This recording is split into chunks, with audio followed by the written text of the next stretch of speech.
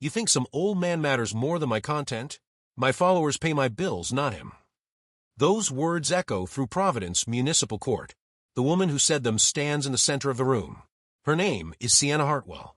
She's 23 years old. She has blonde hair with pink streaks. Designer sunglasses sit on top of her head. A Prada handbag hangs from her arm. Her nails are long and painted neon green. She wears a Chanel jacket over ripped jeans. Her ankle boots are Saint Laurent. They cost $3,000. She's scrolling through her phone. Again, Judge Frank Caprio sits at the bench. His expression is calm, but his eyes are sharp. They've seen a lot in this courtroom. They've seen entitled people before, but this one is different. This one filmed a crime. She watched her boyfriend attack an old man. She pointed her camera at it. She laughed. She uploaded it to the internet. For likes. If you believe justice should be equal for everyone, you'll want to see what happens next. The bailiff stands near the door. His name is Officer Raymond Torres. He's worked in this court for 12 years. He's seen thousands of cases. But when he called this one, his jaw was tight. His voice was cold. Case 2026, CR 04219. The State versus Sienna Marie Hartwell. Charges include assault and battery as an accessory, witness intimidation, and obstruction of justice. Judge Caprio looks at the papers in front of him. He reads them slowly. He doesn't rush. The courtroom is silent. People lean forward in their seats. They want to hear this. Miss Hartwell, please step forward. Sienna walks to the front. Her heels click on the floor. Each step is loud. She doesn't look nervous. She looks annoyed, like she has better places to be. Standing next to her is her lawyer. His name is Gerard Mitchell. He's wearing an expensive suit. He looks uncomfortable. He's defended difficult clients before. But Sienna might be the worst. On the other side of the courtroom sits the victim. His name is Eugene Whitmore. He's 71 years old. He wears a faded jacket. An American flag pin is attached to the collar. His hands rest on a wooden cane. Those hands shake slightly. Not from fear. From Parkinson's disease. A disease he got from exposure to Agent Orange in Vietnam. Eugene served 2 tours in that war. He came home to a country that didn't thank him. He worked construction for 30 years. He raised 3 kids alone after his wife died. He retired 5 years ago. His pension barely covers rent. He takes the bus everywhere. He can't afford a car. 3 weeks ago, Eugene was walking home from the grocery store. He had 2 bags in his hands. Bread, milk, canned soup, the basics. That's when he met Sienna's boyfriend. And that's when his life changed. Judge Caprio looks at Sienna. Miss Hartwell, do you understand the charges against you? She shrugs. I guess. You guess. Yeah. I mean, I didn't touch the guy. So I don't really get why I'm here. People in the gallery shift in their seats. A woman in the back whispers to her friend. A man shakes his head slowly. Judge Caprio's voice stays calm. You're charged as an accessory. That means you helped someone commit a crime. Do you understand that? Whatever. Can we just get this over with? I have a brand deal meeting at 3. The judge pauses. He looks at her for a long moment. Miss Hartwell, this is a courtroom, not a content studio. I need you to take this seriously. I am taking it seriously. But seriously, this is such a waste of my time. Gerard, her lawyer, touches her arm. Sienna, please. She pulls away. Don't touch me, Gerard. Your job is to get me out of here. So do your job. Judge Caprio turns to the prosecutor. Her name is Linda Chun. She's been a prosecutor for 8 years. She's handled murders. She's handled robberies. But this case made her angry in a different way. Your Honor, may I present the facts of this case? Please proceed. Linda stands. She holds a folder. Inside are documents, photos, screenshots, evidence that will paint a clear picture. On January 3, 2026, at approximately 4:47 p.m., the victim, Eugene Whitmore, was walking westbound on Thayer Street. He was carrying groceries. The defendant, Miss Hartwell, was walking with her boyfriend, Trevor Vance. Mr. Vance has already been convicted in this matter and is currently serving time. Sienna rolls her eyes. Don't remind me. He was supposed to take me to Cabo. The gallery reacts. Whispers spread like fire. Judge Caprio holds up his hand. Miss Hartwell, one more interruption, and you'll be in contempt. Am I clear? Crystal. Linda continues. Mr. Whitmore accidentally bumped into Mr. Vance. It was a minor contact, Mr. Whitmore immediately apologized. He said, and I quote, "I'm so sorry, son. My balance isn't what it used to be." Eugene sits quietly. His eyes are down. He's remembering that day. The shame he felt. The fear. Mr. Vance became aggressive. He yelled at Mr. Whitmore. He called him offensive names. Mr. Whitmore tried to walk away. That's when Mr. Vance pushed him. Hard. Linda pulls out a photo. She shows it to the court. It's a picture of Eugene on the ground. His groceries are scattered around him. His cane is 3 feet away. There's blood on his forehead. Mr. Whitmore fell. He hit his head on the pavement. He was dazed. He couldn't get up. And that's when Miss Hartwell pulled out her phone. The courtroom goes very still. She didn't call 911. She didn't help him. She started recording. She filmed her boyfriend standing over this elderly veteran. She filmed him yelling. She filmed him kicking Mr. Whitmore's groceries into the street. And she laughed. Her voice can be heard on the video saying, "Oh my God, babe, this is going to get so many views." A woman in the 3rd row stands up. Her fists are clenched. The bailiff moves toward her. She sits back down, but her face is red with anger. Judge Caprio's expression doesn't change, but there's something in his eyes now. Something hard. The video was uploaded to her social media account at 5:03 p.m., 16 minutes after the assault. The caption read, "When Bay stands up for us. Don't mess with power couples." 3 fire emojis. 2 crown emojis. The video received over 2 million views in the first hour. Sienna shifts her weight. It was good content. My engagement rate went up 34% that week. The courtroom explodes. People start yelling. The bailiff steps forward. Judge Caprio bangs his gavel. "Order. I will have order." It takes 30 seconds for the room to quiet down. 30 seconds where Sienna looks around with confusion, like she doesn't understand why people are upset. Judge Caprio looks directly at her. "Miss Hartwell, did you just say that filming an assault on an elderly man was good content?" "I mean, yeah. My analytics don't lie. The algorithm loved it." Gerard puts his head in his hands. He knows this is going very badly. "Did you at any point consider helping Mr. Whitmore?" "Why would I? He bumped into Trevor first. He started it. He apologized. So, that doesn't undo it." Judge Caprio leans forward. "Let me make sure I understand. A 71-year-old veteran with Parkinson's disease accidentally bumped into your boyfriend. He apologized immediately. Your boyfriend then assaulted him. And you believe that was justified. I mean, Trevor has anger issues. Everyone knows that. It's part of his brand." The gallery erupts again. This time Judge Caprio lets it go for a moment. He wants Sienna to hear the reaction. He wants her to understand what the world thinks of her words. Finally, he bangs the gavel. "Miss Hartwell, you're not helping yourself. I'm just being honest. Isn't that what you want? The truth. The truth is you watched a crime happen. You encouraged it. You profited from it. And you show no remorse." Sienna's phone buzzes. She looks at it. "Miss Hartwell, put that phone away." "Just 1 second. It's my manager." I said put it away. "Dude, chill. I'm literally just checking a message." Judge Caprio's voice drops. It becomes very quiet. Very serious. "Bailiff, confiscate her phone." Sienna's eyes go wide. "What? You can't do that." Officer Torres walks over. He holds out his hand. "Your phone, ma'am." "No way. My entire life is on that phone. My business. My contacts. Everything. Your phone. Now." She looks at her lawyer. "Gerard, do something." Gerard doesn't move. He knows better than to challenge this order. Sienna hands over the phone. But she's angry now. Her face is red. Her voice rises. "This is such bull. I have rights." Judge Caprio waits. He lets her finish her tantrum. Then he speaks.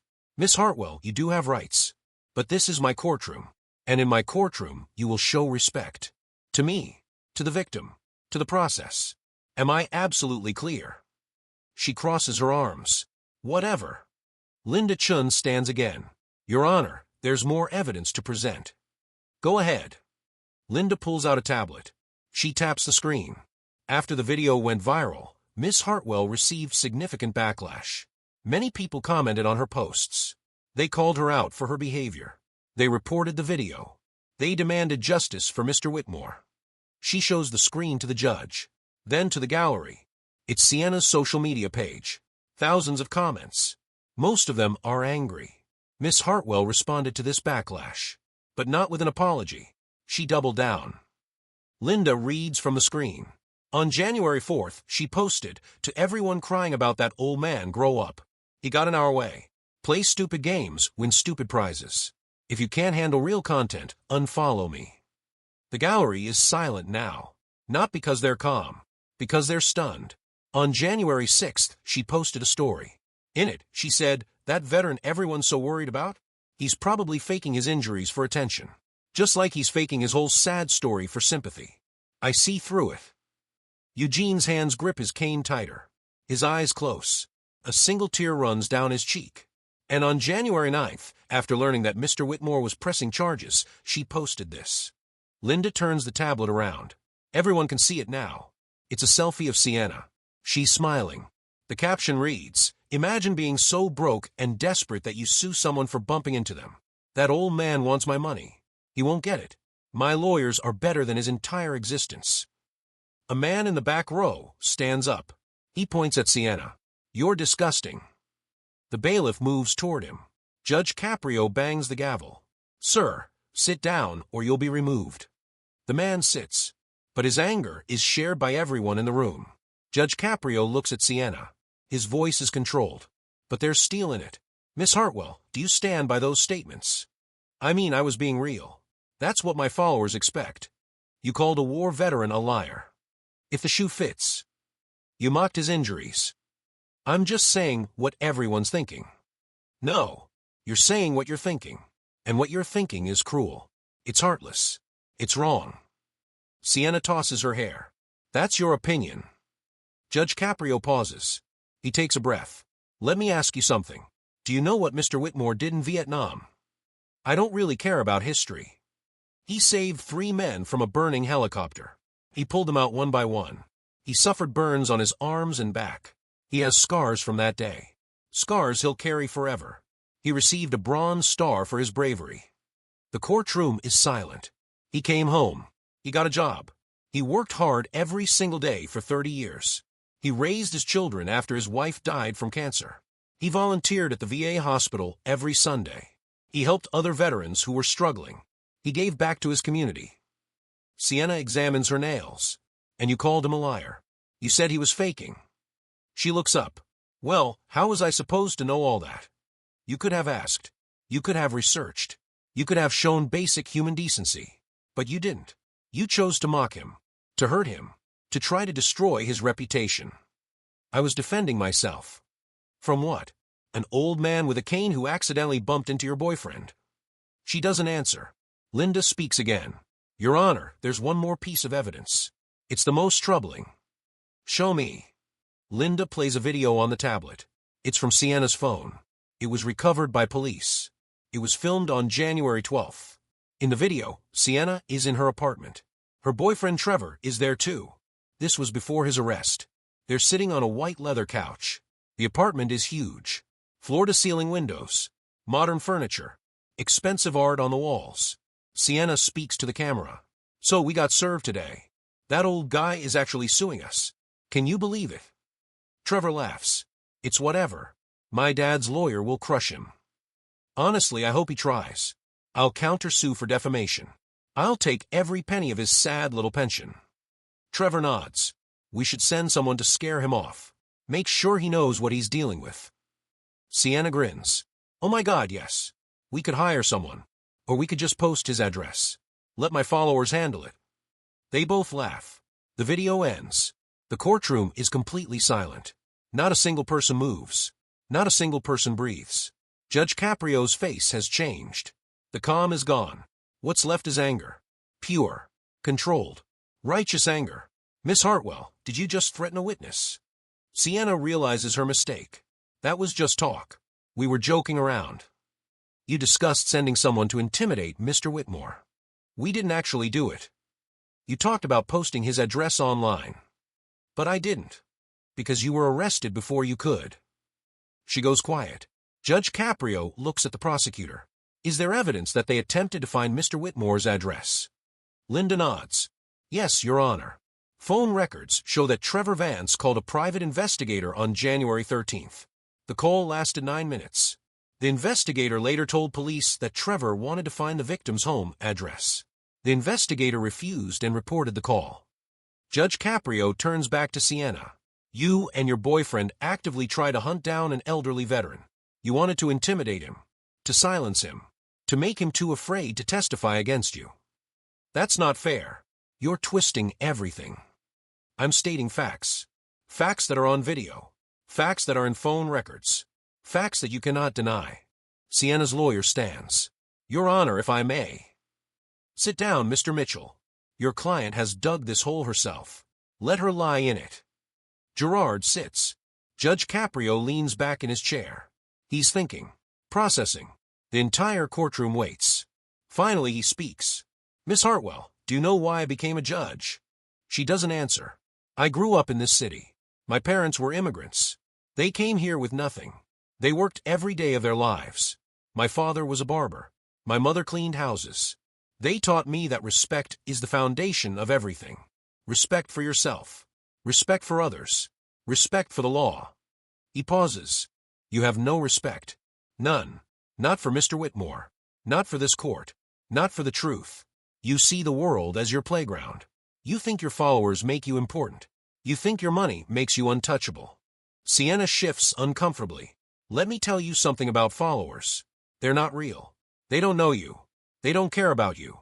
When you fall, and you will fall, they'll move on to the next person, the next story, the next scandal. He points to Eugene. But that man, he's real.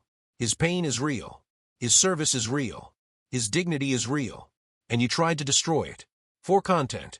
For likes. For engagement. Judge Caprio's voice rises slightly. You watched your boyfriend attack a man who can barely walk. A man who served this country. A man who saved lives. And you laughed. You filmed it. You uploaded it. You mocked him online. You threatened him. You tried to intimidate him. Sienna's face is pale now. And then you had the audacity to stand in my courtroom and act like you're the victim. Like you're inconvenienced. Like this is all a joke. The judge stands. Everyone in the courtroom stands with him. Miss Hartwell, you are about to learn the hardest lesson of your life. Actions have consequences. And yours are about to catch up with you. Judge Caprio sits back down. He opens a folder. Inside are the sentencing guidelines. He studied them carefully. Sienna Marie Hartwell, you have been found guilty of assault and battery as an accessory, witness intimidation, and obstruction of justice. Is the decision of this court to impose the following sentence. Sienna grabs her lawyer's arm. Gerard, what's happening? He whispers, just listen. First, you are ordered to pay a fine of $18,400. This covers court costs, victim restitution, and a penalty for your behavior. Payment is due in full within 30 days. Sienna barely reacts. $18,000 is nothing to her. She makes that in a week from brand deals. Judge Caprio sees this. He continues. Second, you are prohibited from using social media for a period of 12 months. All platforms, Instagram, TikTok, YouTube, Twitter, all of them, you will surrender your accounts to a court-appointed monitor. You may not create new accounts. You may not have others post on your behalf. Violation of this order will result in immediate jail time. Now Sienna reacts. Her eyes go wide. Wait, what? You can't do that. I just did. My career is social media. You're taking away my livelihood. You use social media to harm someone. You don't get to keep that weapon. She looks at Gerard. He won't meet her eyes. Judge Caprio continues. Third, you are sentenced to 200 hours of community service. But not just any service. Sienna's breathing is fast now. Panicked, you will complete these hours at the Providence Veterans Home. Every Saturday and Sunday for 20 weeks. You will arrive at 7 a.m. You will stay until 2 p.m. No exceptions. He pauses for effect. You will assist the staff with daily tasks. Cleaning rooms, changing sheets, helping residents with meals, bathing those who cannot bathe themselves, sitting with those who have no family, reading to those who can no longer see. Sienna's mouth falls open. You want me to clean old people. I want you to serve people who served us. People like Mr. Whitmore. People who sacrificed everything so you could have the freedom to make your little videos. This is degrading. You degraded a veteran. Turnabout is fair play. The gallery murmurs approval. Some people nod. Some people smile. You will wear a uniform provided by the facility. It will have a patch on the back that says court-ordered service. Everyone will know why you're there. Sienna's face is bright red now. I won't do it. Then you'll go to jail.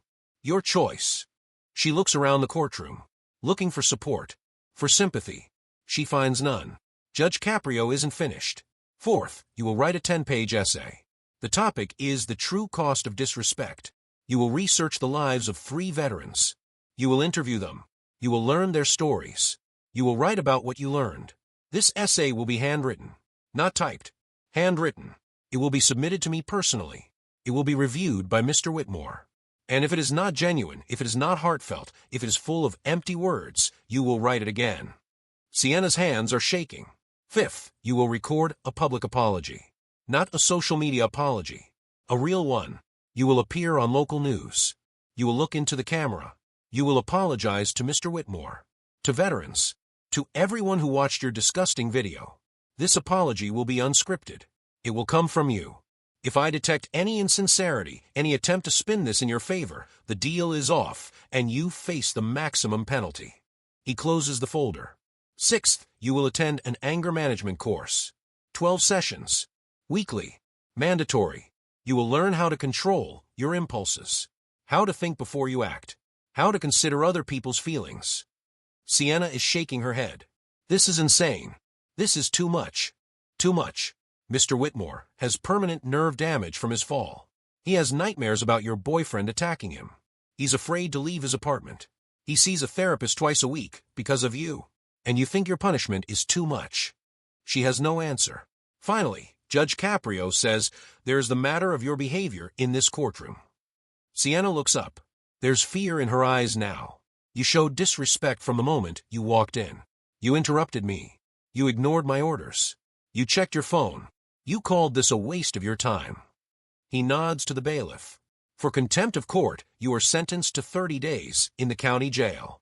Effective immediately. The courtroom gasps. Sienna screams. No, you can't do this. Bailiff, take her into custody. Officer Torres walks forward. He has handcuffs in his hand. Sienna backs away. Gerard, stop him. Do something. Her lawyer stands. Your Honor, please. She's young. She made mistakes. Jail time seems excessive. Judge Caprio's voice is ice. Mr. Mitchell, your client threatened a witness. She mocked a veteran. She showed no remorse. If anything, I'm being lenient. Sit down. Gerard sits. Officer Torres reaches Sienna. Put your hands behind your back.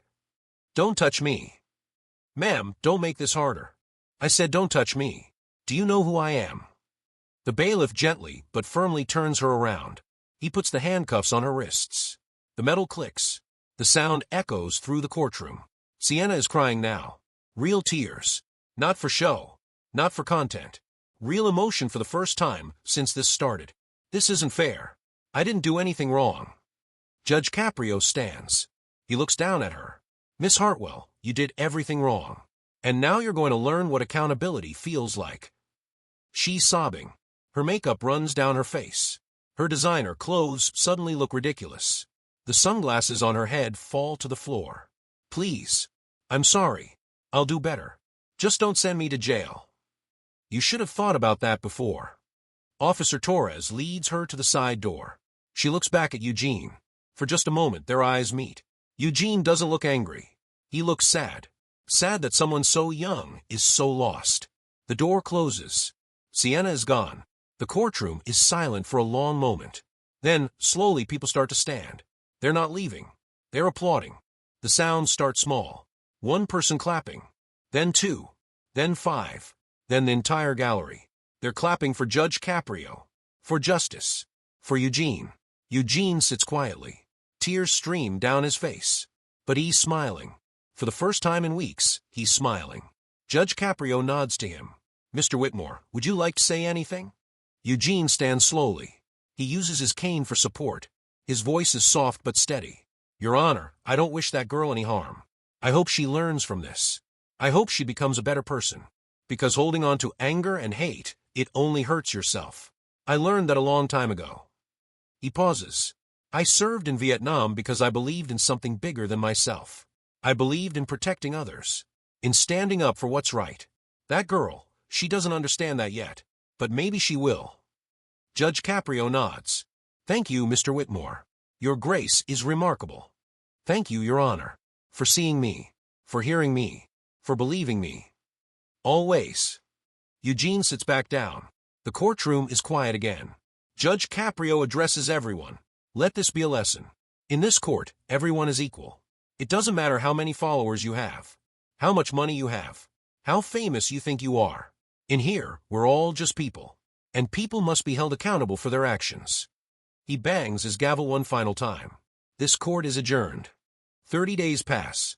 Sienna sits in a jail cell. It's small. Gray walls. A metal bed. A thin mattress. A toilet in the corner. No privacy.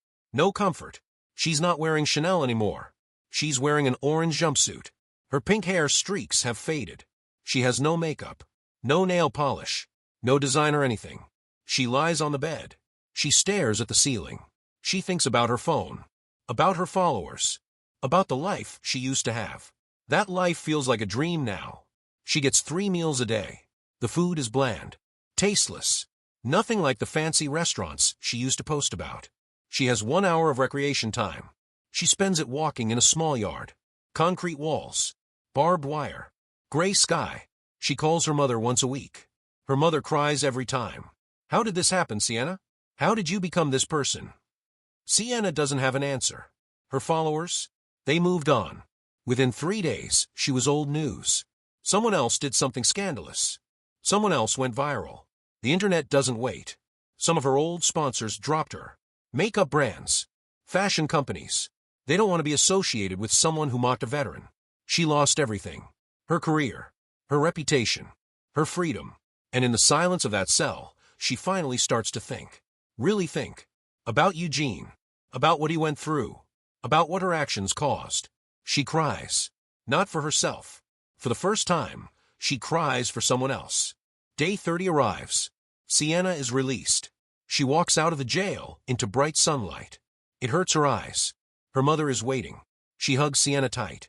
I'm taking you home. Home is her mother's house now. Not the expensive apartment. That's gone. She couldn't pay rent without her income. She has community service starting in 2 days. 200 hours at the veterans' home. She's terrified. The first Saturday comes. Sienna arrives at the Providence Veterans Home at 6:55 a.m. She's 5 minutes early. That's new for her. She's wearing plain clothes. Jeans. A white t-shirt. Simple sneakers. No jewelry. No design or anything. A woman greets her at the door. Her name is Margaret. She's the head nurse. She's in her 50s with kind eyes and a no-nonsense attitude. You must be Sienna. Yes, ma'am. Come with me. Margaret gives her a tour. The building is old but clean. There are rooms along both sides of a long hallway. Each room has 1 or 2 residents. These men and women served our country, Margaret says. Some of them have families who visit. Some of them don't. Some of them remember everything. Some of them don't remember yesterday. But all of them deserve respect. Do you understand? Yes, ma'am. Good. Your uniform is in the staff room. Change and meet me back here. Sienna changes. The uniform is simple. Blue scrubs. A name tag. And on the back, just like Judge Caprio said, a patch. Court-ordered service. She stares at it in the mirror. Shame burns in her chest. She walks back to Margaret. Your first task is helping with breakfast. You'll deliver trays to each room. You'll help those who need assistance eating. You'll clean up afterward. Then we move to bathing and room cleaning. Understand? Yes, ma'am. It's the hardest work Sienna has ever done. She delivers trays. Some residents smile and thank her. Others don't speak at all. One man, Mr. Patterson, asks her to sit with him while he eats. He's 92. He served in Korea. What's your name, dear? He asks. Sienna. That's a pretty name. Are you new here? Yes, sir. Well, welcome. We need more young people around here. You remind me of my granddaughter. Sienna's throat tightens. She doesn't deserve his kindness. After breakfast, she helps Mrs. Chun get dressed. Mrs. Chun is 87. She served as a nurse in the Gulf War. Mrs. Chun sees the patch on Sienna's back. Court ordered, huh? Yes, ma'am. What did you do? Sienna hesitates. Then she tells the truth. I filmed my boyfriend attacking a veteran. I posted it online. I mocked him. Mrs. Chun is quiet for a moment. Then she says, why? I don't know. I thought it was content. I thought it was funny. I was wrong. Mrs. Chun nods. At least you can admit that. That's the first step. The day continues. Sienna cleans rooms. She changes sheets. She helps an old man walk to the bathroom. She reads a newspaper to a woman who can't see anymore. By 2 p.m., she's exhausted. Her feet hurt. Her back aches. She's sweating. But something else is happening. She's noticing things. The pictures on the walls. Black and white photos of young men and women in uniform. Strong. Proud. Full of life. And now those same people are old. Fragile. Some of them are alone. It breaks her heart. Weeks pass. Every Saturday and Sunday, Sienna returns. She starts learning names. Learning stories. Mr. Patterson tells her about Korea. About the cold. About the friends he lost. Mrs. Chun tells her about the soldiers she saved. About the ones she couldn't. A man named David tells her about Vietnam. He tells her about the nightmares that still wake him up at night. Do they ever go away? Sienna asks. No, David says. But you learn to live with them. Sienna thinks about Eugene. About the nightmares she caused him. One Sunday, Margaret pulls her aside. You're doing good work, Sienna. I can see the change in you. Thank you. Some of the residents have been asking about you. They like you. That says something. Sienna feels something she hasn't felt in a long time. Pride. Real pride. Not the fake kind from likes and followers. The kind that comes from actually helping someone. 10 weeks into her service, something happens. Sienna is helping Mr. Patterson with lunch when he asks, "Can I tell you something?" Of course. I don't have much time left. The doctors say maybe a few months. And I've been thinking about my life. About what I did. Who I was. Sienna holds his hand. I want to be remembered for the good things. Not the mistakes. We all make mistakes, Sienna. What matters is what we do after. He squeezes her hand. You're doing something. You're here. You're helping. That's what matters. Tears run down Sienna's face. I'm so sorry for what I did. I know. And that's why you'll be okay.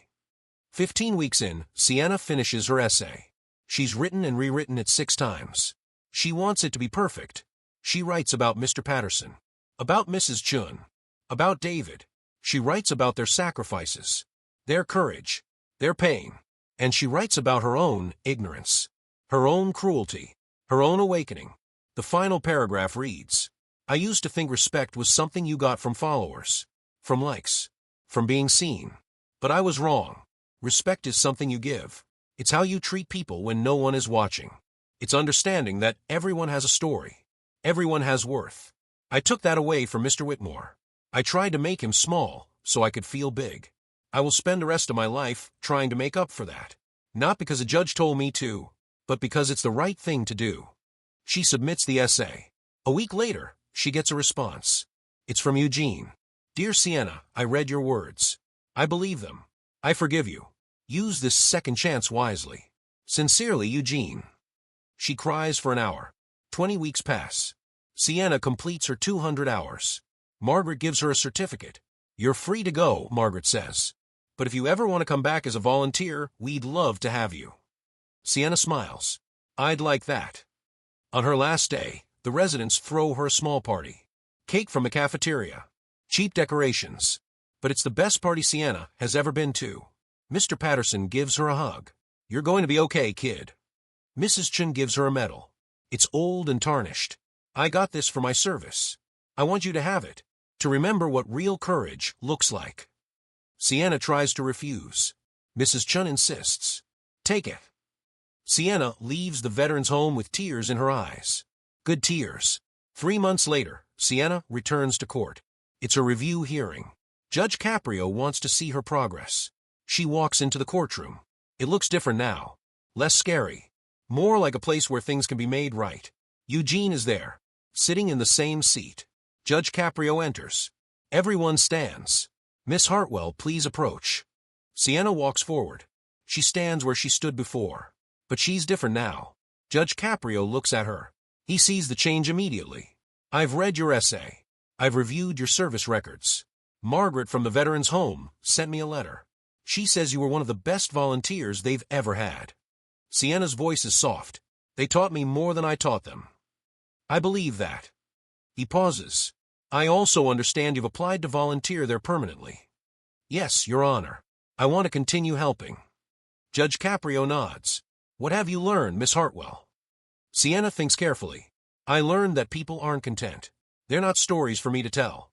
They're human beings with real lives. Real pain. Real dignity. I took that for granted. I won't make that mistake again. Eugene stands. Your Honor, may I speak? Of course. Eugene walks forward slowly. He stops in front of Sienna. For a moment, they just look at each other. Then Eugene holds out his hand. I forgive you. Sienna takes his hand. She's crying. I don't deserve that. Maybe not. But I'm giving it anyway. Because that's what we do. We forgive. We move forward. They shake hands. The gallery is silent. Some people are wiping their eyes. Judge Caprio speaks. Miss Hartwell, I'm lifting your social media ban. You're free to return to your platforms if you choose. Sienna shakes her head. I don't think I will, Your Honor. Not for a while. I need to figure out who I am without them. He smiles. That might be the wisest thing you've ever said. 6 months pass. Sienna gets a job. A real job. She works at a non-profit that helps veterans find housing. The pay is low. The work is hard. But it matters. She still volunteers at the Veterans Home every weekend. Mr. Patterson passed away 3 months ago. She spoke at his funeral. She told everyone about his kindness, his wisdom, his grace. She started a blog. Not for followers. Not for money. Just to share stories. Stories of the veterans she meets. Their sacrifices. Their struggles. Their hope. The blog gets a few thousand readers. Not millions. But these readers care. They comment. They donate. They help. Sienna's life looks nothing like it did a year ago. She doesn't live in a fancy apartment. She doesn't wear designer clothes. She doesn't have millions of followers. But she's happy. Really happy. Because she's living a life that matters. 1 year after the trial, Sienna receives a letter. It's from Judge Caprio. Dear Miss Hartwell, I wanted you to know that your case changed something here. We've implemented a new program. Young offenders who show genuine remorse can choose community service with veterans as part of their sentence. We're calling it the Second Chance Initiative. 12 people have completed it so far. All 12 have continued volunteering after their service ended. You inspired that. You inspired them. I'm proud of you. Keep going. Sincerely, Judge Frank Caprio. Sienna puts the letter on her wall, next to Mrs. Chen's medal, next to a photo of Mr. Patterson. Reminders of where she's been.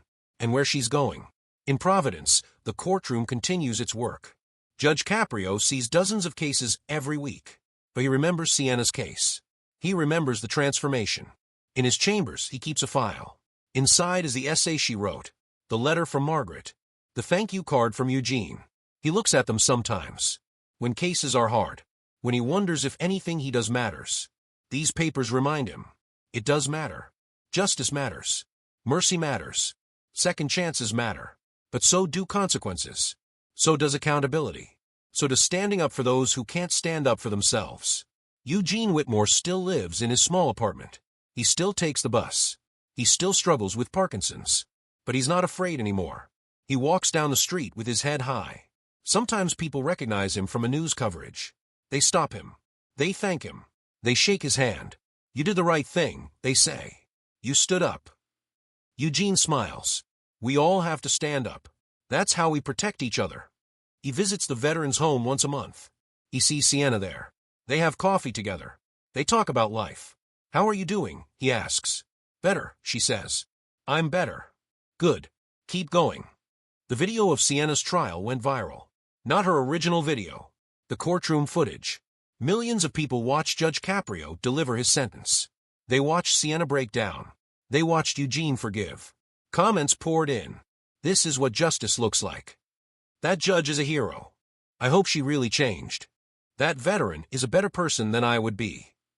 The video is used in law schools, in ethics classes, in discussions about social media and responsibility. It sparked a conversation about influencer culture, about accountability, About the difference between followers and friends. Between content and compassion. Some people defended Sienna. She was young. She made a mistake. Others condemned her. She knew what she was doing. But most people agreed on one thing. Judge Caprio was right. Actions have consequences. And privilege doesn't protect you from justice. 5 years pass. Sienna is 28 now. She's the director of the nonprofit where she works. They've helped over 300 veterans find housing. She still volunteers at the veterans' home. She's trained 20 new volunteers. She's mentored dozens of young people who made mistakes like she did. She never returned to social media as an influencer. She has a personal account. She keeps it private. Just family and close friends. Sometimes people recognize her. Aren't you that girl from the video? She nods. I am. Do you regret it? Every day. But I'm grateful too. Because it woke me up. It made me see what matters. She wrote a book. From Followers to Purpose, My Journey from Influencer to Advocate. The proceeds go to veteran organizations. In the acknowledgments, she thanks Judge Caprio. She thanks Eugene. She thanks Margaret and all the veterans who taught her what real strength looks like. The book doesn't become a bestseller, but it helps people. Young people who are lost. Who think fame is everything. Who need to hear that there's more to life. Eugene Whitmore passes away at age 76. He dies peacefully in his sleep. Sienna speaks at his funeral. She tells the story of how they met. How he forgave her. How he changed her life. Eugene taught me that courage isn't about being perfect, she says. It's about standing up even when you're scared. It's about forgiving even when you're hurt. It's about believing in people even when they don't believe in themselves. She places a flower on his casket. Thank you, Eugene, for everything. Judge Frank Caprio still sits on the bench. He's older now, but his passion for justice hasn't dimmed. People ask him about Sienna's case. Do you think she really changed? He smiles. I know she did, because change isn't about one moment. It's about 1,000 small choices. And she made those choices. Every single day. In his office, he keeps a new photo. It's from the veterans' home. Sienna is in the center, surrounded by residents. Everyone is smiling. On the back, she wrote, "Thank you for seeing who I could become, not just who I was." He looks at that photo often. It reminds him why he does this job. This case teaches us something important. It teaches us that wealth doesn't equal worth. That followers don't equal friends. That viral moments don't equal a meaningful life. It teaches us that everyone deserves dignity, especially those who served, who sacrificed, who gave everything for us. It teaches us that mistakes can be devastating, but they don't have to be permanent. That people can change. That second chances are real. But it also teaches us that consequences matter. That accountability is necessary. That justice must be blind to status, fame, and money. In Judge Frank Caprio's courtroom, a 23-year-old influencer learned what millions of followers couldn't teach her. She learned respect. She learned humility. She learned that the most important content you create isn't online. It's the life you live when no one is watching. She learned that some things can't be fixed with an apology tour or a PR statement. Some things require real work, real change, real sacrifice. And she learned that sometimes the hardest punishment becomes the greatest gift. Money can buy many things, but it cannot buy back time. It cannot undo harm. It cannot purchase respect. And in Judge Frank Caprio's courtroom, it definitely cannot buy justice.